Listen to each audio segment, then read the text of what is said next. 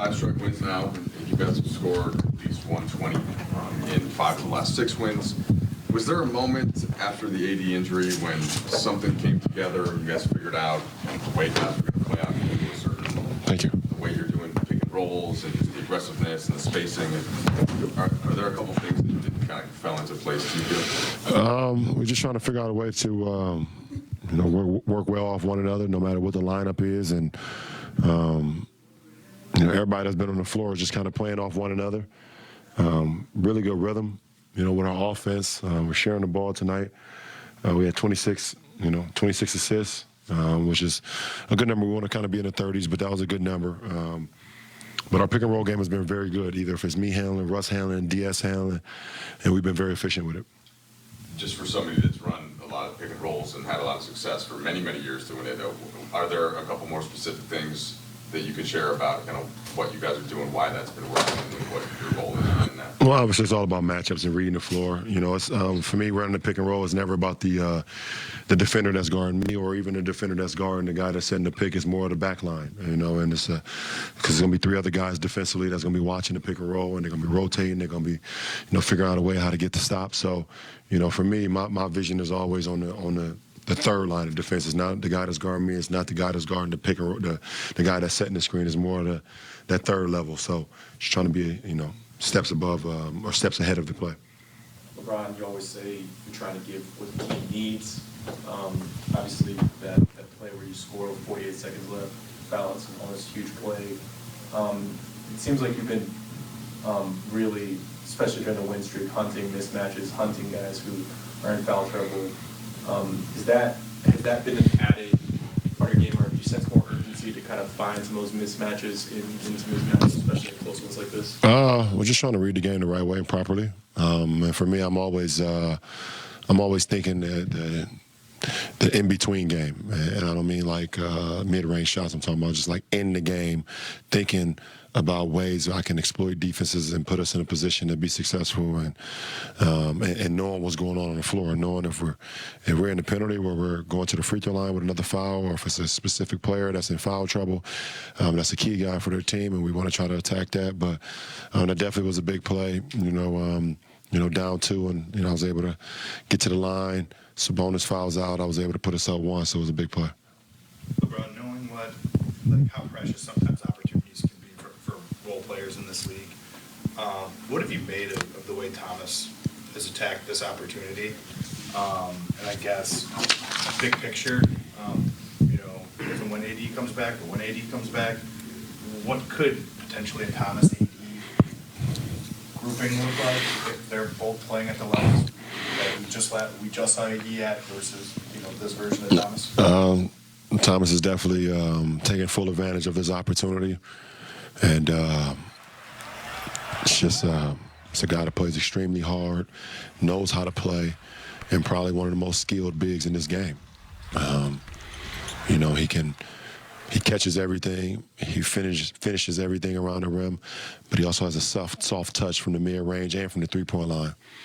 And he just has a motor. He just has a huge motor that's just always going on both sides of the floor. So, I've always worked well with guys like that.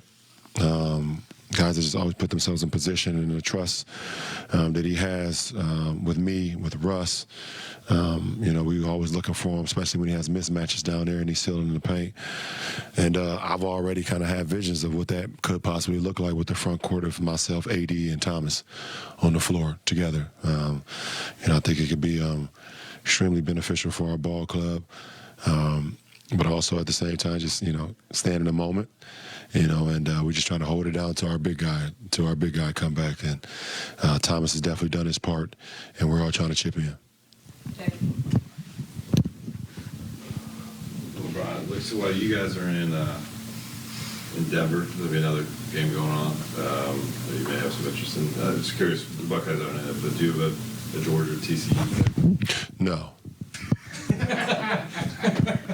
Are you being political? Or No, I don't care. Oh, really? No, I don't care. Okay. Well. No, I don't care. You saw what happened in the Final Four, right? I can care less who wins. Okay. How about this question? I hope it's a tie. You've had 3 times where you were trying to be a repeat champion in the NBA. take for to pull that off? Don't think about what you did in the past and keep the main thing the main thing.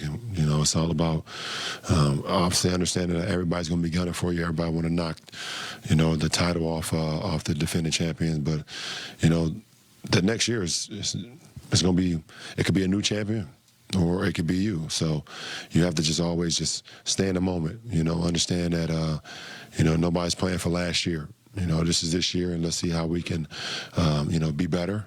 And I've had the opportunity of being able to repeat and also being knocked off, you know, after winning. So, you know, so it's definitely, the second year is always tougher, but at the end of the day, you know, when you give yourself to the game, you give yourself to the process, and you have a great team, which Georgia has.